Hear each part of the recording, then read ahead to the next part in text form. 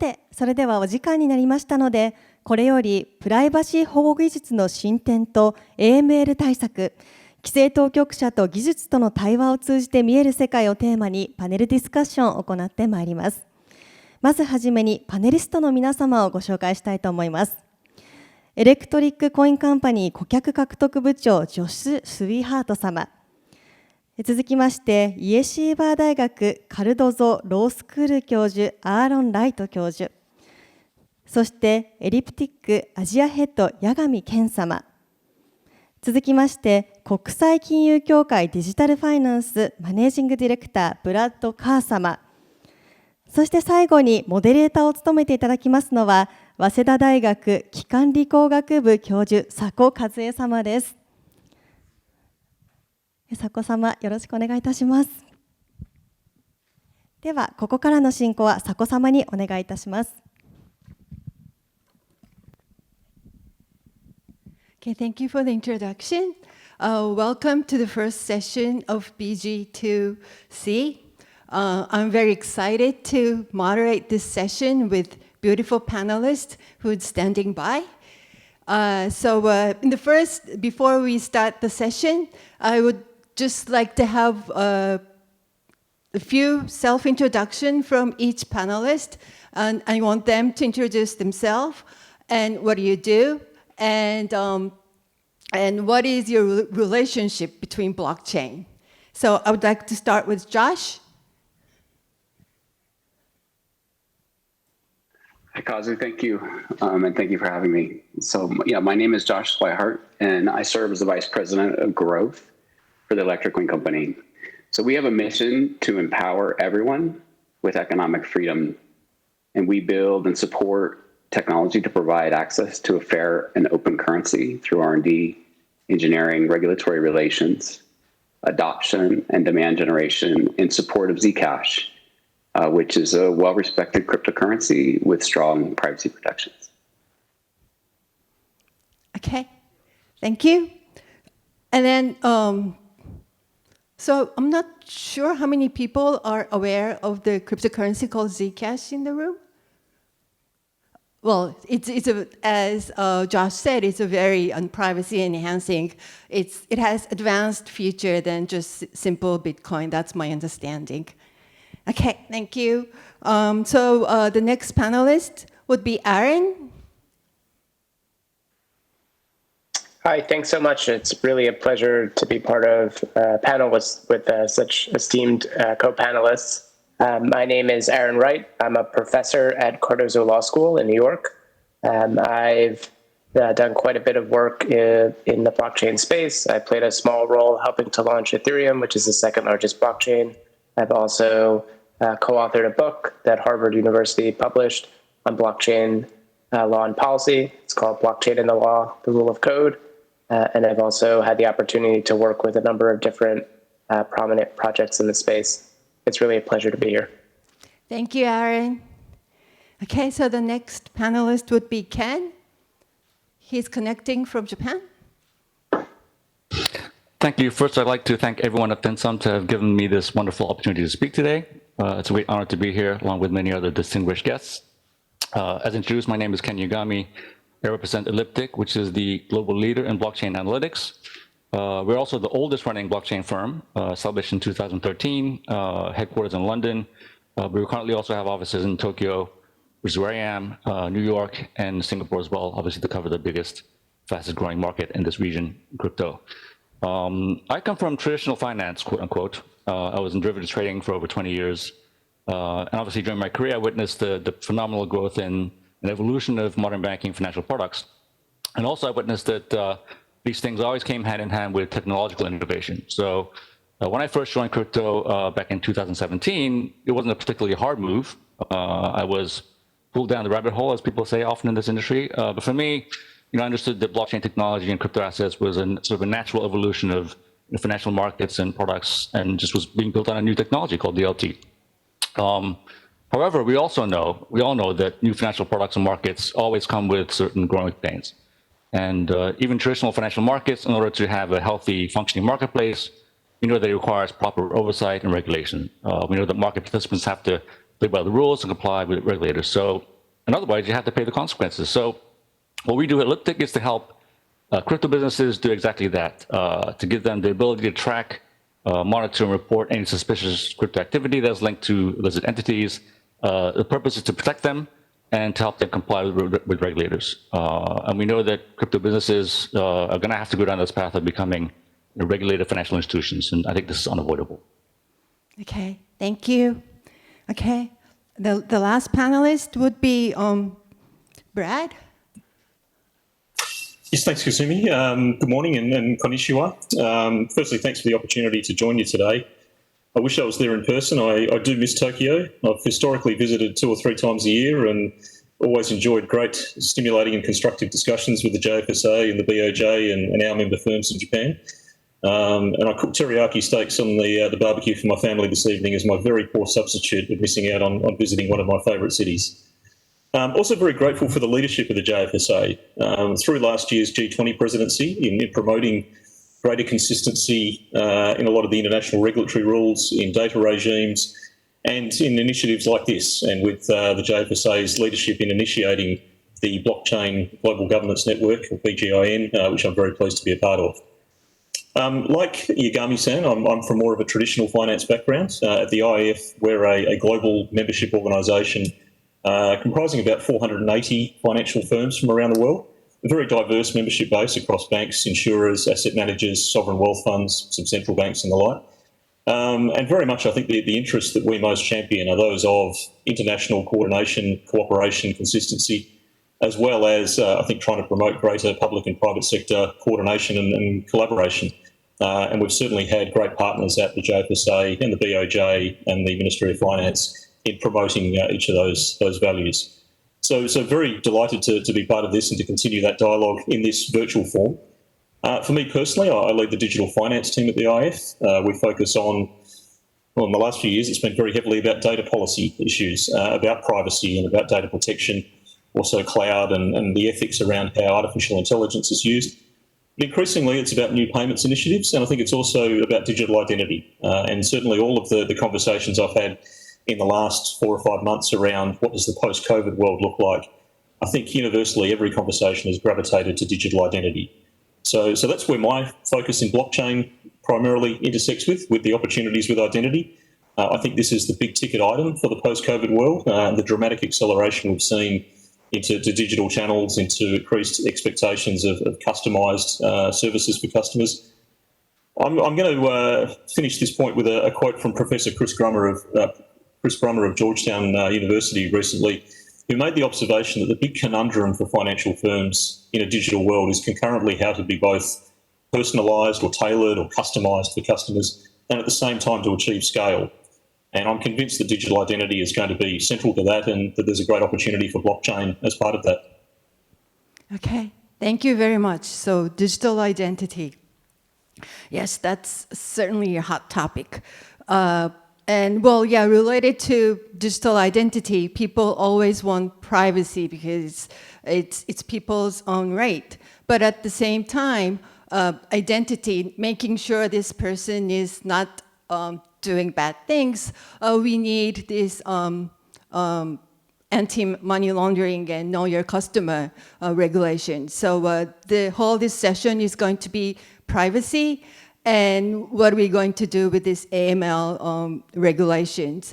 So the second round, my question would be, what is your pain points in these 2 keywords, privacy or anonymity, and AML restrictions? Who wants to start? Maybe Brad, because you talked about digital identity. Sure, certainly. And I appreciate that I probably come at this from a slightly different angle to some of my esteemed fellow panelists, in that I'm probably thinking less specifically about cryptocurrencies and crypto assets and new coins, and more about, I think there's some broader existing issues in AML or KYC and digital identity. And those are areas where I think blockchain has a great opportunity to be part of the solution. I guess just to illustrate the magnitude of the problem. So we spend an enormous amount of money in trying to counter financial crime. The 10 largest American banks spend more on AML than the entire operating budget of the FBI. The top 5 UK banks spend more on this than the UK government spends on prisons. And what do we get for that? Well, according to Interpol's estimates, we catch around about 1% of illicit flows. I've seen some more generous estimates that have said we catch 2%. It's an appalling return on investment for the amount of money that's being spent in this space and for the very small dent we're making in illicit flows. So the question is, how do we get better? How do we get smarter? And there's a lot of things that can be done, but I think the one where there's most value or most gain to be made is in sharing information. And in some cases, that's the ability of firms, international firms, cross-border firms, to share data with each other, which doesn't always happen at the moment and is subject to a number of restrictions. The lack of the exchange between the public and the private sector, the absence of a feedback loop from law enforcement so that when banks and other firms are filling in the suspicious transaction reports, finding out which of those actually led somewhere, we have an absence of this. And one thing we've done at the IF, we've done a very detailed study of the adoption of machine learning technologies in AML. And what we've found is that firms all around the world are using these technologies, but when you're using them on existing data sets, you're getting a very, very small uplift. I don't want to create figures where I'm guessing, but maybe we're turning the 1 or 2% interdiction into 3%, or maybe it's 5%, but we're only scratching the surface. You need to be able to improve and widen and deepen the underlying reference data sets, and then the sets that you use to train your algorithms, and then you've got the opportunity to get a quantum leap uplift. So that's where I think there's probably the most obvious area of opportunity. And there's some of the issues that you mentioned about privacy and the fact that across different countries you have different privacy regulations, different privacy cultural expectations perhaps. You have a European standard where privacy is enshrined as a fundamental human right enshrined in GDPR, and that makes some of the cross-border movement of data challenging in cases. So you have a number of issues that where I think I would like to see greater information sharing within each jurisdiction and across each jurisdiction.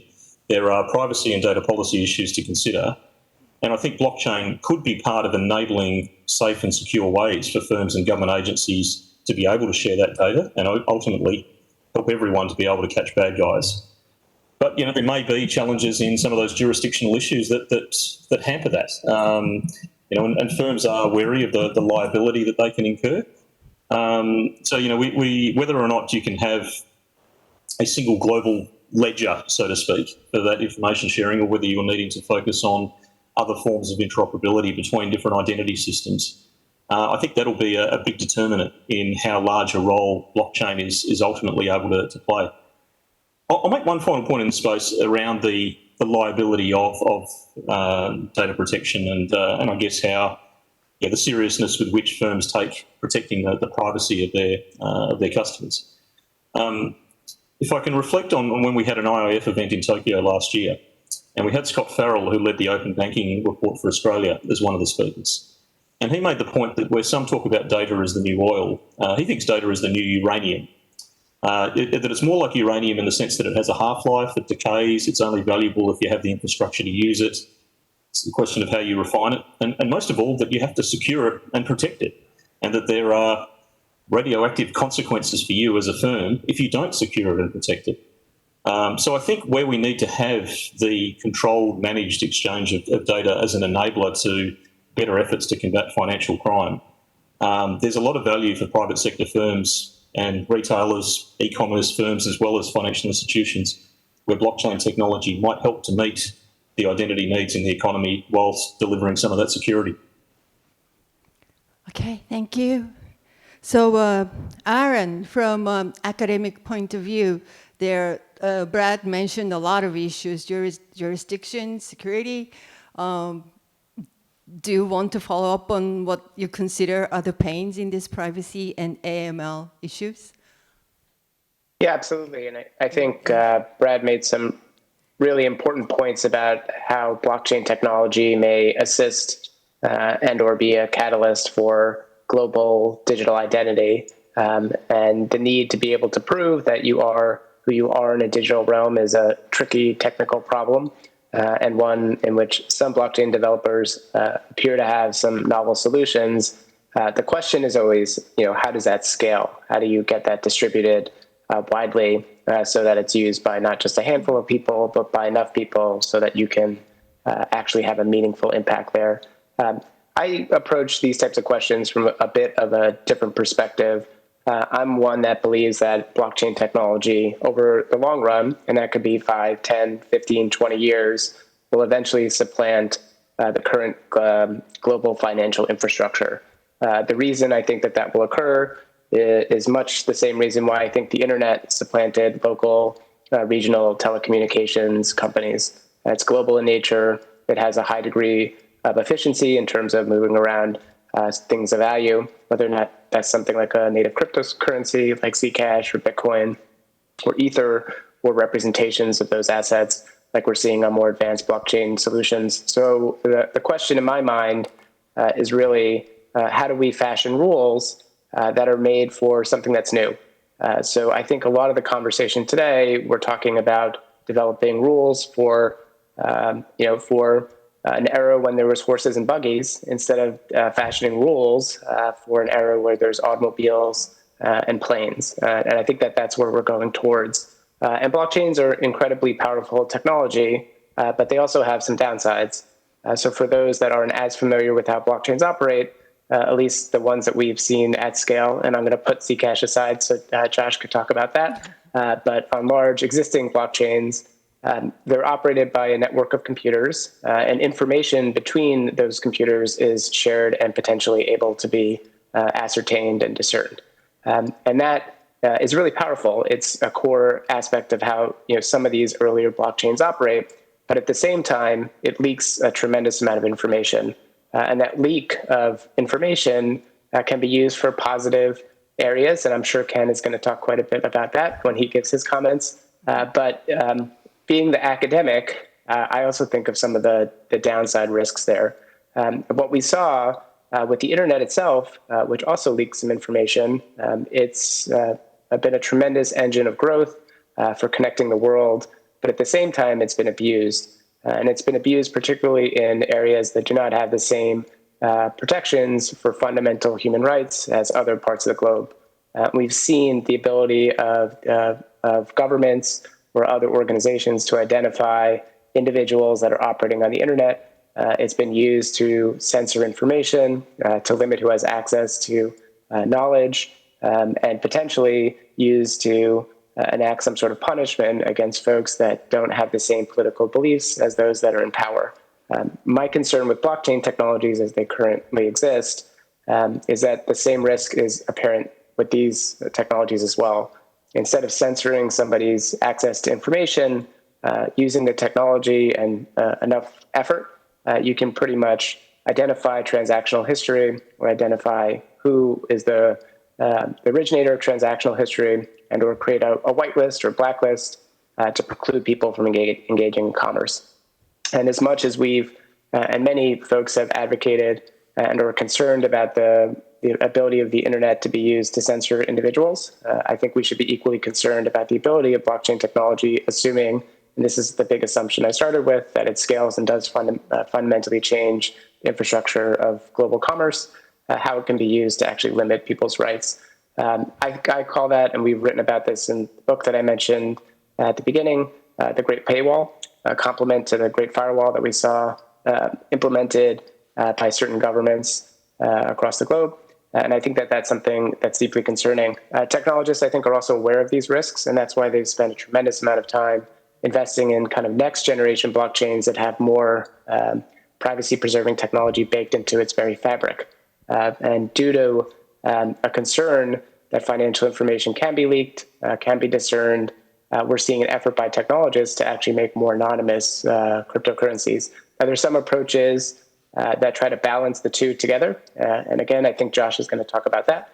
But there's other technologists that do not have that concern.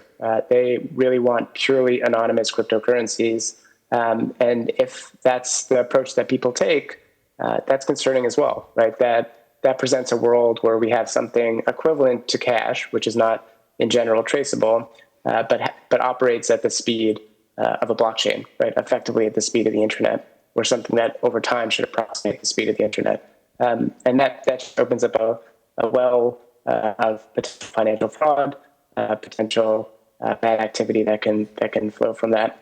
So I think it's a tight balance when it comes to privacy. I think in most countries, especially advanced countries, there's an expectation that you will have financial privacy. There's a lack of an understanding that at least on current blockchains, you do not have the same level of financial privacy.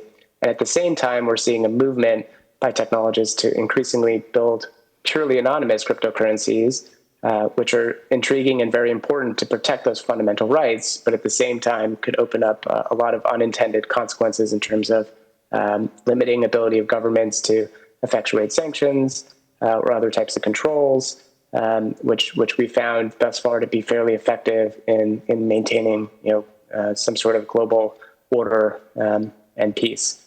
So it's a tough problem. The last thing that I'll just note before I turn it over to the other esteemed panelists, what we're seeing, though, is that the current regulations and even the landscape of what's emerging in the blockchain ecosystem, it's moving from centralized places where people buy, sell, and trade these assets to decentralized places. So places that are not run by humans, it's instead run by a series of smart contract code in order to buy, sell, and trade assets. That raises a very thorny regulatory issue when it comes to how do you regulate these code-based systems.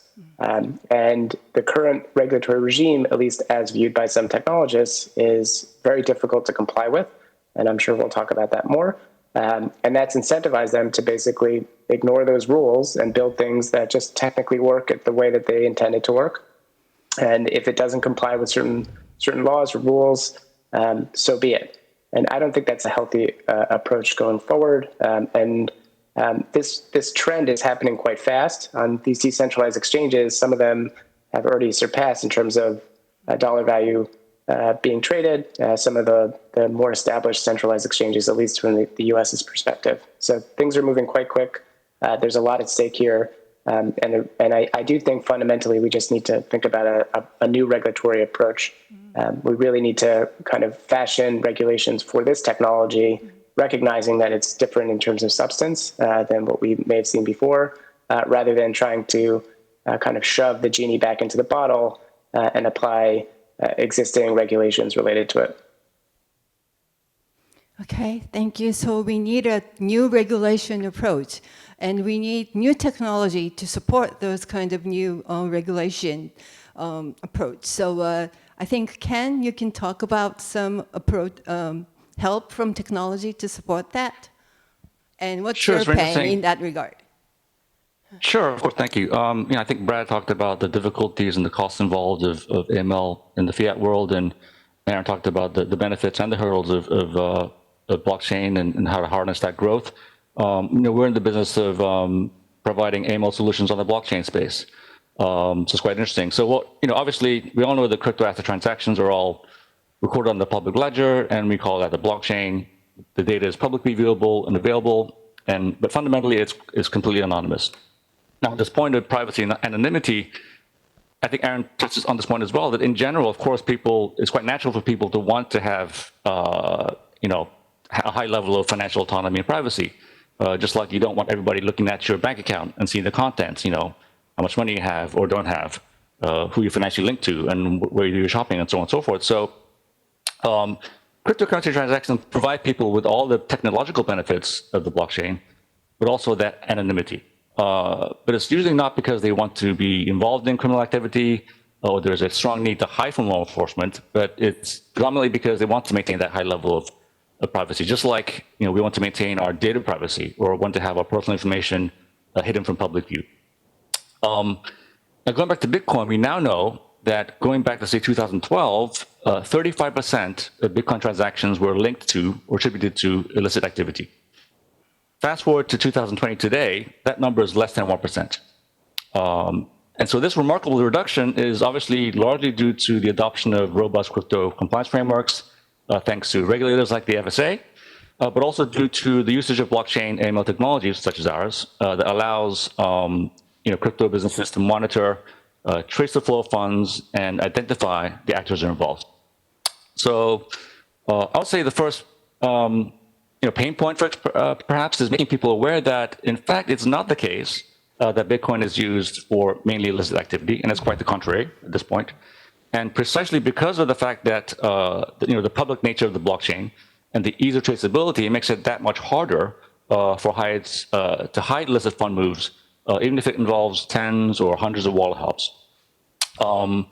Now, there are certain destinations and sources that do pose a problem for us for blockchain tracing. And that's when funds go to certain places called mixtures and coin swaps. And also certain kinds of private coins that are private by default, such as Monero. Zcash is different, and maybe Josh might talk about that. We also do support Zcash for those reasons. But the point is, first of all, these entities can't be identified. And up until those points, the funds go to these places, or from the point these funds come from these sources, they're traceable. And so, and that's also why it took so little time to find the Twitter hack culprits recently. And the last point I'd like to emphasize is that what we do at Elliptic is not to sort of identify individuals or pry into people's private transactions, bring them out into the open. We're also not focused on catching criminals. We can trace them and track them, but we're not the police.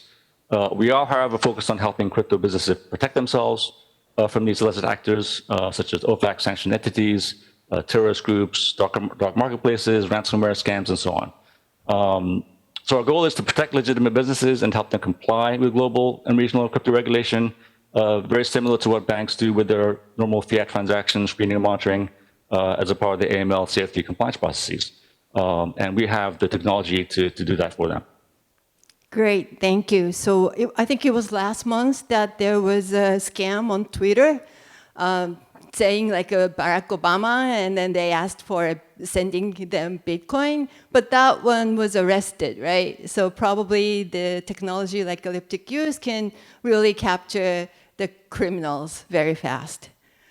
Okay, so Josh, we are all waiting to hear what you have regarding Zcash, but at the same time, I'm sure you too have pain points, so we are ready to hear that. Thank you. I'm glad I get to go last because I get to respond to all of these things that were raised, which is phenomenal. Before I comment, I do want to say that I think it's important to create the distinction between anonymity and privacy. Sometimes we conflate those two. We use those two terms interchangeably, and they're not necessarily the same thing. So privacy is more akin to confidentiality, which I think it's alluded to. As Ken said, we don't want people having visibility into our bank accounts. And that's not just because that we want to protect something. It may just be, maybe because of, or hide something is because we need security and we need safety. And we have an expectation, I think we have a universal expectation that third parties around the world won't be able to view and to see our financial dealings. And so privacy is a necessary component of that. So we have this challenge, as Aaron alluded to, where blockchains are open. Most currencies run on open blockchains. And but that's evolving fast. Zcash isn't the only cryptocurrency that provides confidentiality, provides privacy, but many others, including Bitcoin through the use of mixers, as Ken mentioned, and others are adding that capability. And I think what Aaron said is really important, that we have developed regulations and regulatory framework and legislation around our traditional financial system. But this is all moving to a new financial system, and it's moving very, very fast. And if we try to apply those traditional regulations and traditional regulatory frameworks to this existing financial system, it will be brittle. And unfortunately, I think there'll be some, as he said, unintended consequences in terms of how people will use these currencies, in terms of the technology that we developed. And I think as Brad mentioned early, we're doing a very poor job of tracking down folks that are money laundering today. We'll do a worse job in the future if we attempt to apply these traditional regulatory frameworks to new technologies. I will also say that where I disagree with Brad a little bit has to do with data and the sharing of data and how much data we're sharing. Because as we've seen, whether it's in the US, we've seen quite a bit in terms of hacks.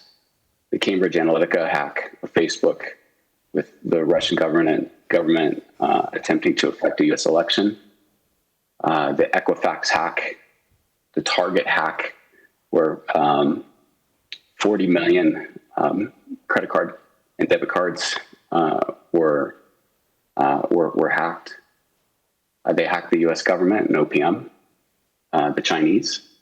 And we see this over and over again because anywhere data is stored online, it becomes a honeypot.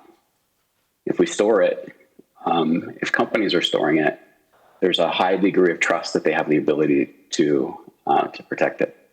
And unfortunately, the hackers are faster than those that are trying to protect it. And we usually don't find out about vulnerabilities until after the fact, until after all the data is lost. And so the question is how do we support, and the challenge is how do we support privacy and confidentiality? How do we support the safety and security of people, of our businesses, and even our national security, while transacting on an open peer-to-peer blockchain. And I think it will take some time and some thoughtfulness to figure out how to correctly balance those two things. Okay, thank you. Does anyone wants to comment to Josh's last comment? Or can I? No one? Okay, so with the remaining 8 minutes, I would like to talk about the future. So we sort of understood this is really a difficult challenge for us, but we are all smart. I mean, the humans are very innovative. So what's our next steps? That's my question. Okay, Aaron, you want to start?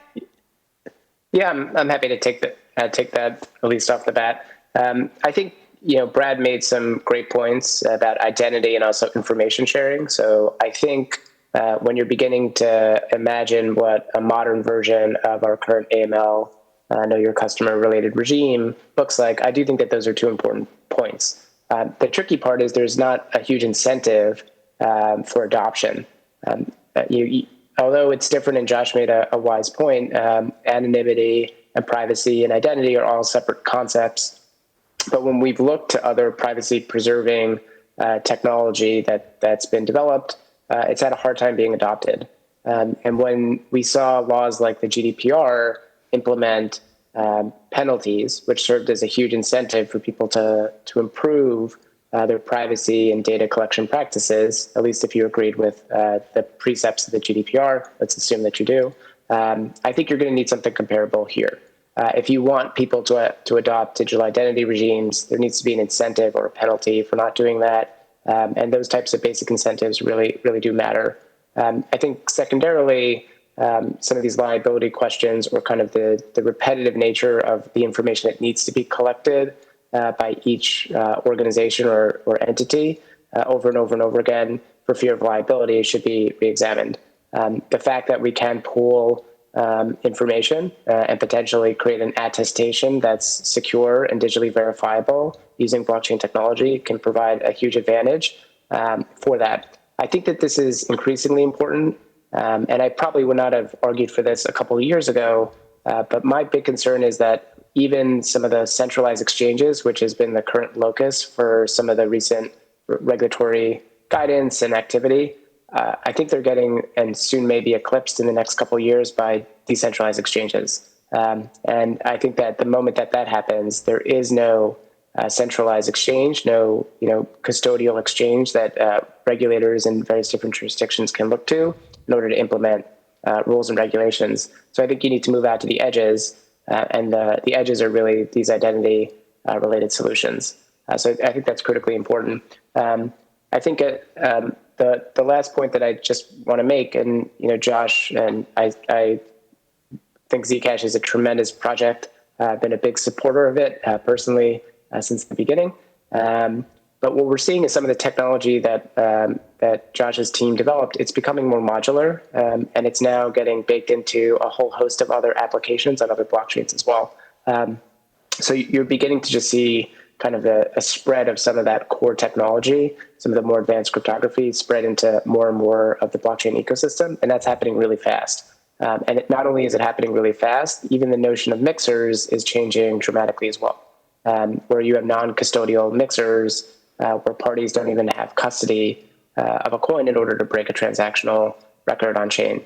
So that may sound like a lot, and I may have glossed over that for some of the folks that are not as familiar, but that's a big deal. It basically means that even the existing way we think of money transmission, technologists have effectively figured out a way around it using some more advanced crypto. So I'll leave it at that. One last point. Another thing that you may want to think about, we wrote quite a bit about this, is actually using code-based solutions. I think that there's some way to begin to incorporate or have like a checkpoint in some sort of government-run or multi-government run code-based solution. I think that also could be an interesting avenue to explore. Aaron, can I ask you a question? Yeah. So you've identified, and I think appropriately so, the risk of having decentralized exchanges, as Brad mentioned, the need for identity. Billions of users around the world don't have the means to do that. They can't KYC. They may not have an identification. How do you include all of those billions of people around the world who don't have access to an ID within this new financial system? Yeah, I mean, I think that that's some of the hope with some of the newer identity solutions. So there's some solutions that are using web of trust models, or where maybe if one person in a group can satisfy those requirements, they can vouch or attest for other people. To the point at the beginning, the boundless human creativity, I think that there may be ways that we can accommodate that, but also accommodate some of the more stringent requirements for countries that do have more robust identity infrastructure. That's a really great question, Josh. I don't think I have all the answers there. But I do think that, blockchain-based address at its root can be a really nice identifier, or at least a point to begin to build an identity structure, even if it's supported by more advanced crypto kind of on the base chain, et cetera. So with Aaron or maybe Brad, one of the things FATF is considering for next year is whether to make the recommendation to outright ban peer-to-peer transactions because of the lack of identity. So how do we get ahead of those kinds of actions and those potential recommendations when we don't have a broad solution yet for greater financial inclusion?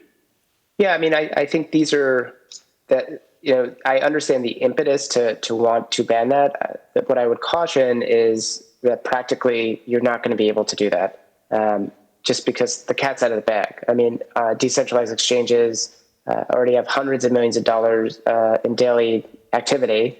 They don't rely on an order book, and they're, in effect, entirely peer-to-peer. So even if FATF says that's the rule, it's not going to prevent the hordes of people that are participating in these ecosystems from doing what they're doing necessarily without individual enforcement. And that's where the growth is. So, maybe you're able to limit the ability for existing financial institutions to participate in this ecosystem, but I don't think you're going to cut them out completely. And the risk then is that those existing financial institutions become the Sears Roebucks of the financial era, right? They were titans of their time, and then they're forgotten ghosts, 10 years later, or 20 years later. And I think that probably would not be beneficial, particularly from a regulatory perspective. You probably want a mix of the old and the new as you kind of rebuild this new financial infrastructure. Well, I think that's a really important point, and it's important to the financial institutions themselves that they're not left behind in the new economy and that they want to be able to participate and transact and provide services in the formats that their customers want to use, and they need to be able to keep pace with that development.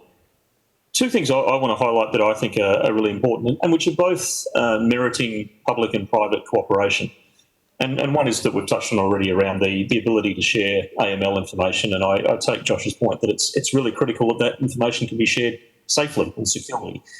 But the other, I think, is, and it may tie in a little bit with the question of how you incentivise or how you get people using an identity system, how you get firms or merchants using it. is, I think we're going to need to have successful deployment of identity solutions that have commercial merit before they solve the AML problem. That these will move faster than FATF or AML authorities may, but also they may have a different standard to satisfy. And if I think of something like the Open ID Foundation led by Nat Sakimura in Japan and the Open Digital Trust Initiative, there's a lot of opportunity here for a small business, a small merchant who suddenly in the COVID world is selling everything online or in curbside pickup or what. They're reinventing themselves as e-commerce businesses. And if they're, for instance, selling alcohol, they need to be able to verify the date of birth or the eligibility of their customer to buy the product. Now, they don't want to store the date of birth because then that's new data, personal data information that they have to store and protect and secure, the uranium analogy that I used earlier.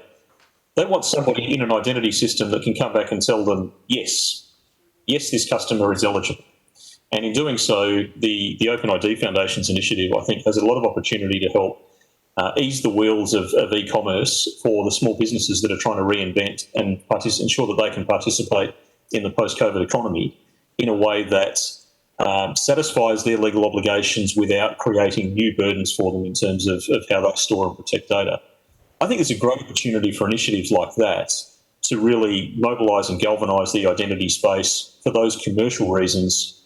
And that, I think, needs to become the proof of concept or the pilot that can hopefully engage more of some of the public sector AML authorities to get on board with what will hopefully become a proven concept. That's what I'd like to see and what I think will be a big part of the story and the success factors for the next couple of years. Okay, thank you. I knew 40 minutes is too short for these wonderful panelists. We just we went over time. Well, thank you for your time today. I need to quickly close this session. Next session is coming up. So again, thank you all for participating. I hope you have some takeaways from this session. And thank you all for all the panelists. Thank you all. Thank you. Thank you. Arigato. どうもありがとうございます。以上をもちまして、プライバシー保護技術の進展と AML 対策、規制当局者と技術との対話を通じて見える世界、パネルディスカッション終了となります。スウィハート様、ライト様、八神様、カー様、そしてモデレーターを務めていただきました佐古様に大きな拍手を今一度お願いいたします。どうもありがとうございました。